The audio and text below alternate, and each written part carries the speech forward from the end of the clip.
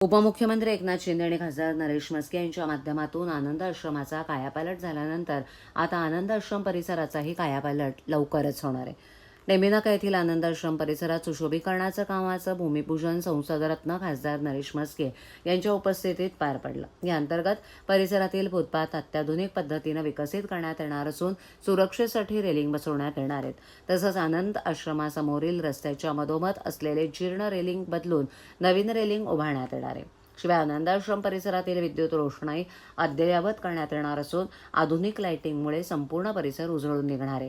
या कामाचं भूमिपूजन 16 तारखेला स्थानिक शिवसेना पदाधिकारी, कार्यकर्ते आणि नागरिकांच्या उपस्थितीत संपन्न झालं.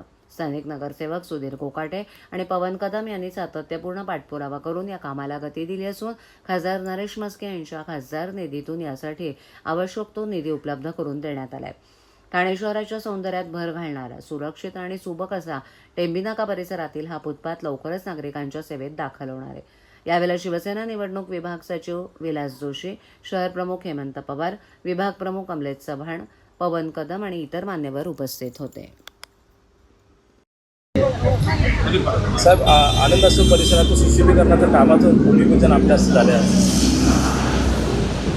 टेंबिनाका हा परिसर ठाण्यातील एक महत्त्वाचा भाग आहे. तलावपाळी केंद्रबिंदू आहे ठाणे शहराची.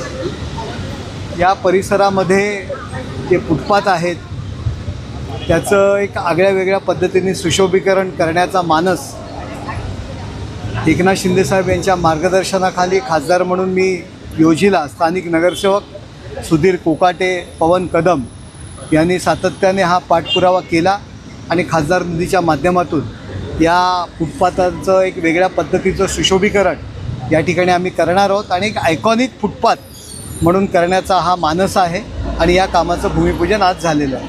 साहेब, रेलिंग असतील, विद्युत रोषणाईने हा परिसराचा कायापालट सुद्धा होणार आहे. एक प्रायोगिक स्वरूपात या फुटपाथात आपण हे सुशोभीकरण करतो आहे आणि यापुढे अशाच पद्धतीने ठाणे शहरात नंतर इतरत्र सुद्धा अशाच पद्धतीचे फुटपाथ तयार होणार आहे.